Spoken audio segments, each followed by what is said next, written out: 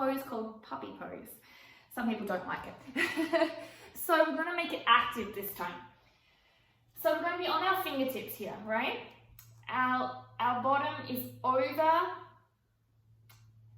our knees, right? And I'm going to tuck my toes. This is really important to open up. So if you're someone that does a lot of chest presses, this is going to be fantastic for you. If you're someone that sits in the office, this is going to be very important to help you to avoid any back injuries, to open up your front body as well. So it's actually going to be active. So firstly, what we're going to do is we're going to come down here into the puppy pose. Now you might just come to here and this is all you've got. That's all you start with, that is perfect. Some of you might be able to come down further, and over time you can come a lot deeper. Now what we want to do is keep the elbows off the mat wherever you are. Squeeze your arms in towards each other. Now from here we're going to go into our lats by raising up, squeezing our core, our tailbone to our belly button, and holding here. Building fire, straight arms on the fingertips. So now we're getting into the lats, so that's a fantastic stretch for everybody. Swimmers definitely need this stretch. Bodybuilders definitely need this stretch. The side body is really, really needing this.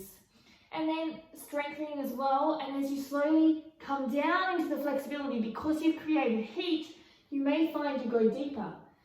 But keeping the arms straight is very, very important. So eventually you're going to start to come into a really nice, deeper place where your chest and your forehead might come down towards the ground or may not. Eventually, as you get into the flexibility of your cervical spine, where your neck is, your head can come off the ground.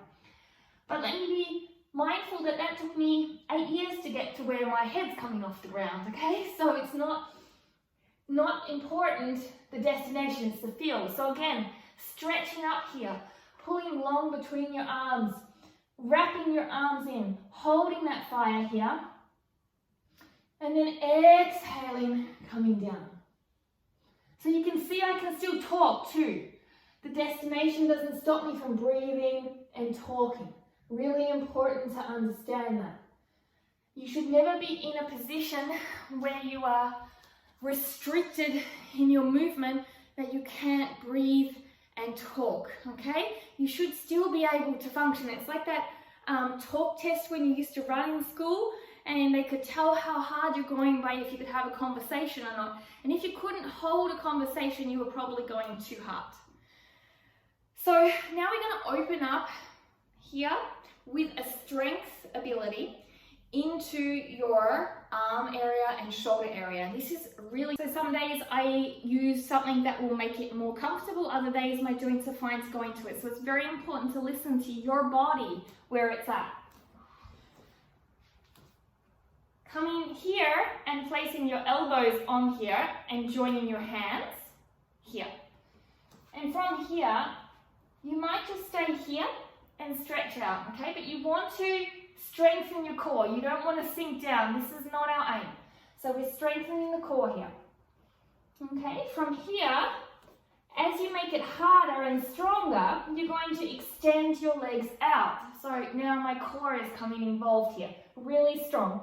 And you're looking at holding about 30 seconds to a minute, 3 times in this position, okay? If you want to make it harder, you put a weight between your hands here, and this is going to intensify it. So you can see I'm really, really shaking. Not only is this good to open up shoulders for inversions or anyone who's tight, it's also good if you're doing handstand work and alignment work. It's absolutely incredibly strong, but incredibly beneficial. Active flexibility is so, so important to the body. Here, another good option would be creating a figure 4 and using that foot to bring it across your body, looking the opposite way, holding here, and then doing it the opposite way. So a nice spinal release here. Again, doing exactly the same thing here and here. So there's a lot of things involved in a movement practice.